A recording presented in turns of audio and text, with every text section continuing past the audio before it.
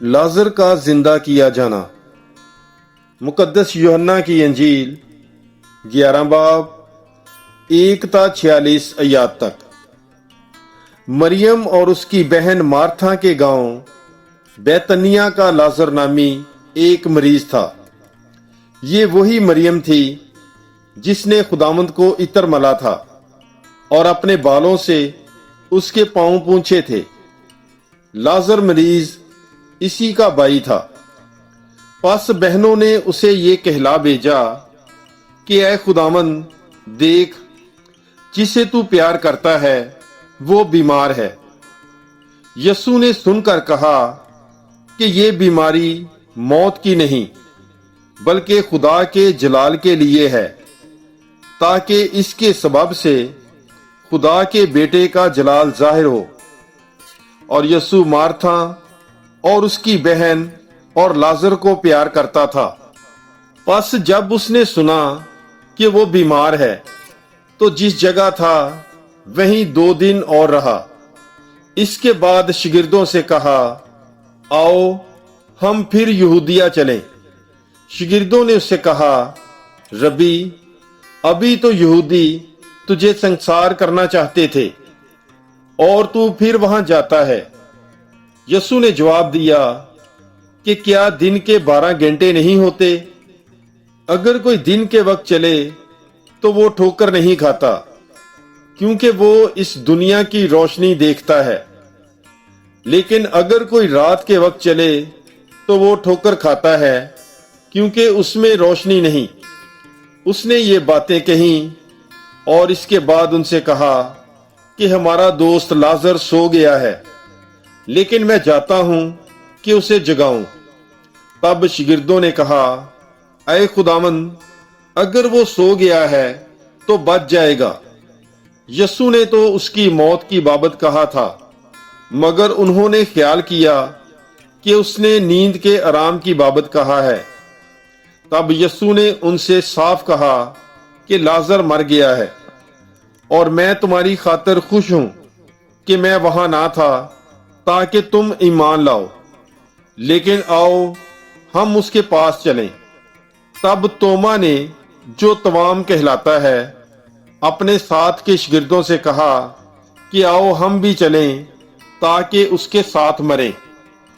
बस यीशु बैतनिया में आया और उसे 4 दिन का कब्र में रखा हुआ पाया। बैतनिया यरूशलेम के नजदीक तकरीबन 15 गलवा के फासले पर था और बहुत से यहूदी मार्था और मरियम के पास आए थे ताकि उसके भाई की बाबत उन्हें तसल्ली दें। मार्था ने जो ही सुना कि यीशु आ रहा है तो उससे मिलने को गई, मगर मरियम घर में बैठी रही।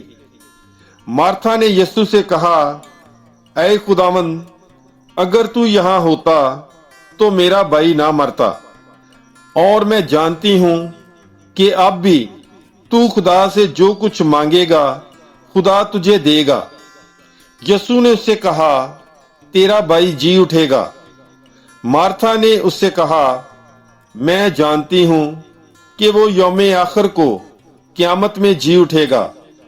यीशु ने उससे कहा, क़यामत और जिंदगी मैं ही हूं।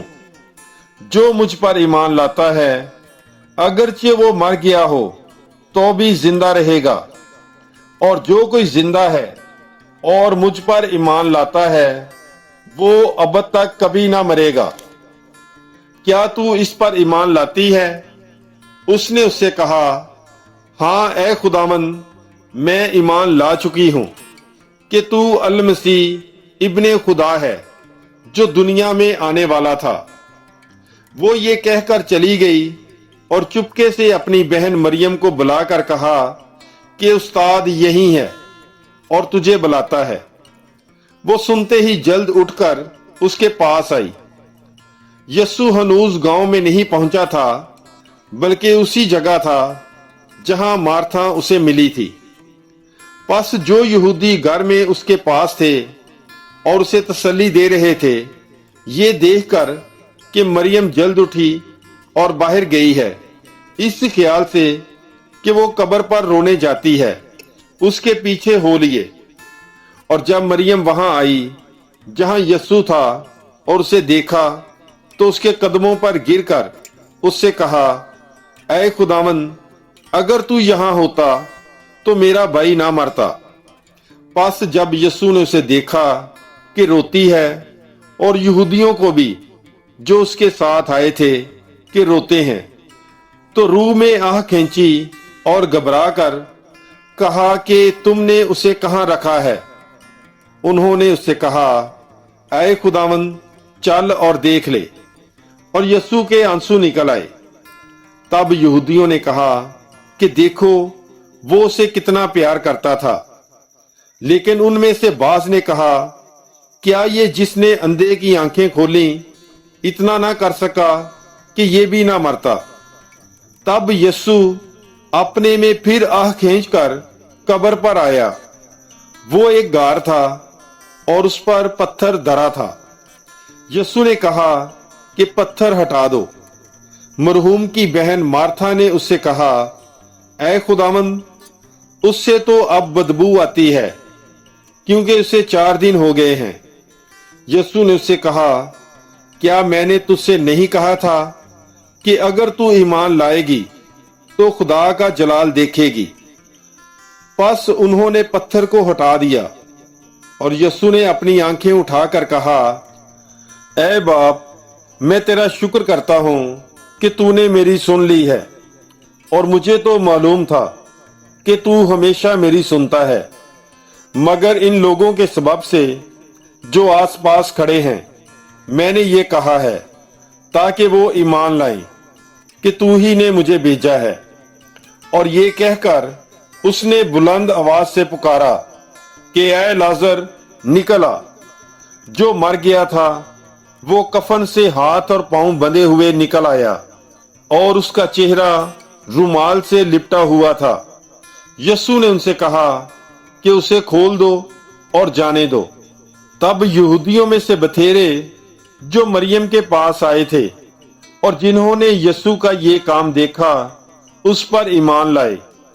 मगर उनमें से बाज ने फरीसियों के पास जाकर जो कुछ यीशु ने किया था उनसे बयान किया। नबूवते कियाफा। मुकद्दस यूहन्ना की अंजील 11 बाब 47 ता 57 आयत तक। इस पर सरदार कहनों और फरीसियों ने अदालत आलिया की मजलिस करके कहा कि हम करते क्या हैं? ये आदमी तो बहुत करिश्मे दिखाता है। अगर हम उसे यूं ही छोड़ दें तो सब उस पर ईमान लाएंगे और अहले रोमा आकर हमारे वतन और कौम को खत्म कर देंगे। और उनमें से एक कियाफा नामी ने, जो उस साल का कहने आजम था, उनसे कहा कि तुम कुछ नहीं जानते और ना ख्याल करते हो कि तुम्हारे लिए यह बेहतर है कि एक आदमी कौम के बदले मरे, ना कि सारी कौम हलाक हो जाए। उसने ये अपनी तरफ से ना कहा, लेकिन इस सबब से कि उस साल का कहने आजम था। उसने नबूवत की कि यीशु कौम की खातर मरने को है, और ना सिर्फ उस कौम की खातर बल्कि इसलिए भी कि वो खुदा के परागंदा फरजंदों को जमा करके एक कर दे। बस उस रोज से उन्होंने ठान लिया कि उसे कत्ल करेंगे। इसलिए आइंदा यीशु ने यहूदियों में ज़ाहरन फिरना छोड़ दिया, बल्कि उस इलाके में जो बियाबान के नजदीक है, अफराइम नामी एक शहर में चला गया और शिगिर्दों के साथ वहीं रहने लगा। और यहूदियों की ईद फसा नजदीक थी और बथेरे फसा से पहले दहात से यरूशलेम को गए ताकि अपने आप को पाक करें। और उन्होंने यीशु की तलाश की और हैकल में खड़े होकर आपस में कहने लगे कि तुम क्या ख्याल करते हो, क्या वो ईद में नहीं आएगा? और सरदार कहनों और फरीसियों ने हुक्म दे रखा था कि जिस किसी को मालूम हो कि वो कहां है, वो इतला दे ताकि उसे गिरफ्तार कर लें। पाकलाम के पढ़े और सुने जाने पर खुदावंद की बरकत हो। खुदा का शुक्र हो। God bless you. Bible is life.